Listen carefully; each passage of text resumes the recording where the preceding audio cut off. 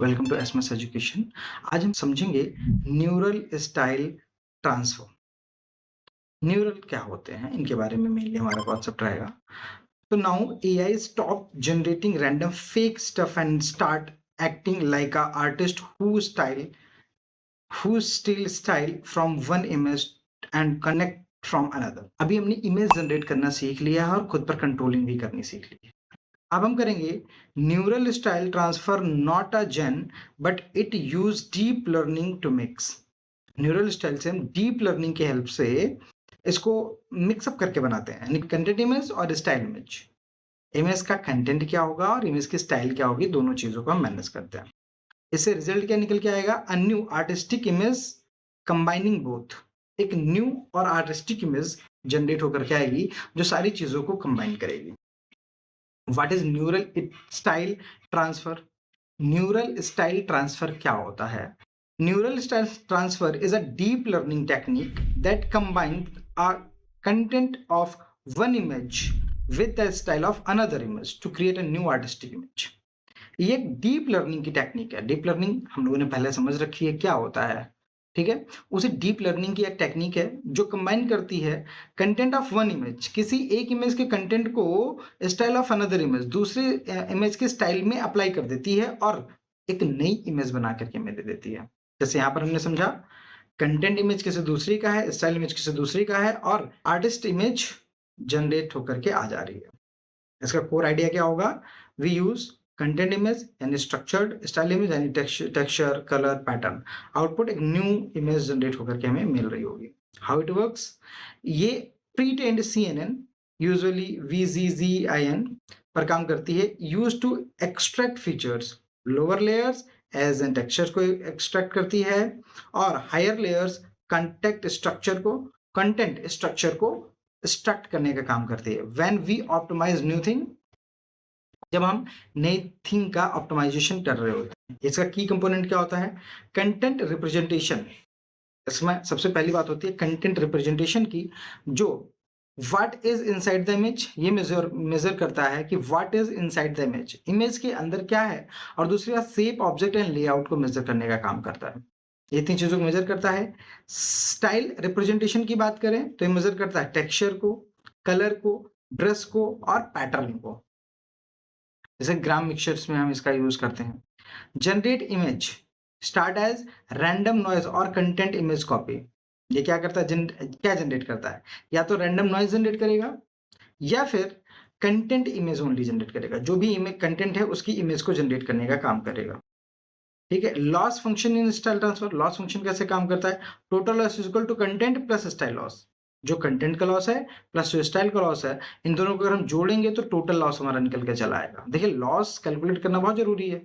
हमने कल के जो प्रोग्राम रन कराया था उसमें समझा भी था कि कैसे कैसे लॉस हमारा जनरेट होता है। अब कंटेंट लॉस क्या होता है इसको समझ लेते हैं। जो ensure generate image keeps original structure, image के जनरेट को ओरिजिनल स्ट्रक्चर को रखता हो। और स्टाइल लॉस क्या होता है? Ensure generate image match stylist style, artistic style. जो आर्टिस्टिक स्टाइल को मैच कराने का काम करता है वो इसे स्टाइल लॉस कहते हैं। तो टोटल लॉस क्या हुई? ठीक है, टोटल लॉस, ये हमारा टोटल लॉस का फॉर्मूला हो जाएगा जहां पर हम चीजों को टोटल लॉस कैलकुलेट कर रहे हो, ठीक है। हमारा एक ये भी आइडिया है, total equal to country loss plus style loss. और इसको कैलकुलेट करने के लिए हम इस फार्मूले का यूज करके लॉस को कैलकुलेट कर सकते हैं। आप अब हम ग्राम मैट्रिक्स कॉन्सेप्ट को समझते हैं। ग्राम मैट्रिक्स कॉन्सेप्ट का यूज हम क्यों करते हैं? टू कैप्चर स्टाइल, यानी टेक्सचर को हम स्टाइल को कैप्चर करने के लिए यूज करते हैं। मेन आइडिया क्या है?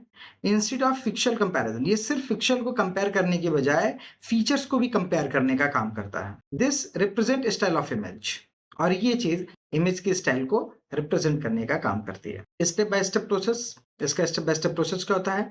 Load content image, load style image. सबसे पहले हम कंटेंट इमेज को लोड करते हैं, फिर हम स्टाइल इमेज को लोड करते हैं और पास बोथ थ्रू CNN, इन दोनों को हम CNN में पास करते हैं। इसके बाद एक्सट्रैक्ट फीचर्स, हम इसके फीचर्स को एक्सट्रैक्ट करते हैं। इनिशियलाइज जनरेटेड इमेज, हम जो इमेज जनरेट हुई उसको इनिशियलाइज करते हैं। Compute loss and optimise image using gradient decent.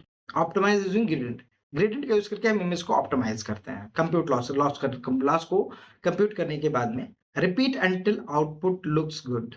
इन्हीं सारे स्टेप को हम बार-बार रिपीट करते हैं, जब तक कि हमारी इमेज बहुत अच्छी तरीके से जनरेट नहीं हो जाती। जब हमारी ये इमेज जनरेट हो जाती है, तो हम इस प्रोसेस को स्टॉप कर देते हैं।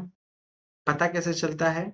लॉस से, है ना? जो भी लॉस कैलकुलेट हो रहे हैं, एपोचेस हो रहे हैं, उन सब की हेल्प से हमें पता चलता रहता है कि हमारा इमेज कितनी सही तरीके से डेवलप हो चुकी है। और जब हमारी इमेज डेवलप हो जाती है, तो हम उसे इस स्टेप को स्टॉप कर देते हैं।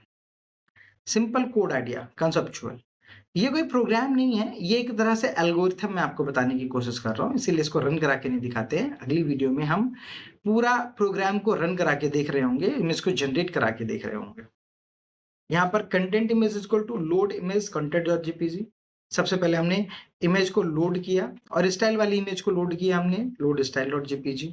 सबसे पहले हमने क्या किया, अपने कंटेंट को लोड किया और फिर स्टाइल को लोड किया।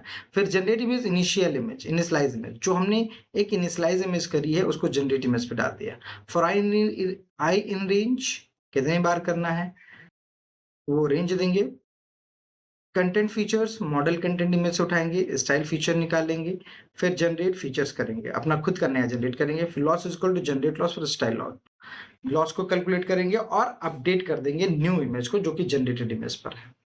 तो जनरेटेड इमेज पर हमारी एक एक्चुअल और फाइनलाइज इमेज बन करके आ जाएगी। ये इतने काम करने हैं बस आपको। मॉडल को ट्रेनिंग तो करनी ही है, अपना टेंसरफ्लो, नमपाई, पांडास जो भी इंपोर्ट करा रहे थे हम, सीबॉर्न, मैटप्लॉटलिब, वो सारी लाइब्रेरीज इंपोर्ट करानी है, सारे काम होंगे। बस हम अभी सिंपल आइडिया कॉन्सेप्चुअल ले रहे थे कि हम एक इमेज को कैसे जनरेट कराएंगे जो न्यूरल से होगी। ठीक है। What happens during optimisation? जब हम ऑप्टिमाइजेशन कर रहे होते हैं तो क्या क्या होगा? अर्ली स्टेज में क्या होगा? रैंडम नॉइज जनरेट होगी। मिड स्टेज में क्या होगा? कंटेंट स्ट्रक्चर अपीयर्स होंगे, स्टाइल स्टार्ट ब्लेंडिंग होगी। फाइनल स्टेज पे कंटेंट क्लियरली विजिबल हो जाएगा, आर्टिस्टिक स्टाइल अप्लाइड हो जाएगी। ठीक है। इसके एप्लीकेशन कहाँ कहाँ होते हैं? आर्टिस्टिक इमेज जनरेशन में होते हैं, फोटो फिल्टर में होते हैं, जनरेटिव एआई टूल्स में होते हैं, गेम डिजाइनिंग में होते हैं। एडवांटेज क्या क्या है इसके? नो ट्रेनिंग रिक्वायर्ड, इसको ट्रेन करने की कोई जरूरत नहीं होती, बिकॉज प्री ट्रेन CNN ये यूज करता है तो प्री ट्रेन रहता है। High quality artistic result, flexible style, work on easy image, any image, ये किसी भी इमेज पे काम कर सकता है। लिमिटेशन क्या क्या होते हैं? बहुत ध्यान देने वाली बात है कि इसकी लिमिटेशन क्या क्या है। अगर मैं इसकी लिमिटेशन नहीं पता होंगी तो हम कुछ भी करवा सकते हैं, जो इसमें नहीं हो पा रहा होता हम उसमें परेशान हो सकते हैं। तो इसकी लिमिटेशन स्लो ऑप्टिमाइजेशन प्रोसेस, इसका जो ऑप्टिमाइजेशन प्रोसेस होता है वो बहुत स्लो होता है, बिकॉज ऑफ CNN पे काम कर रहा होता है, बहुत ज़्यादा डेटा होता है इसके पास, इसीलिए स्लो हो जाता है। रिक्वायर्ड ट्यूनिंग अल्फा बीटा की ट्यूनिंग भी चाहिए होती है। Not real time in basic form, ये रियल टाइम में नहीं होता है। Can distort content if overload styled, अगर स्टाइल्ड किया गया तो डिस्कार्ड कर सकता है। ठीक है। लाइफ स्टाइल नोलॉजी है कि एग्जाम पॉइंट है समरी। ये हमारा पूरा कंप्लीट हो जाता है neural style transformation. I hope आपको समझ में आया होगा। अगर इस वीडियो में आपको कोई दिक्कत होती है, कुछ नहीं समझ में आता है, तो एक बार डिस्कस जरूर करिएगा। Thank you so much.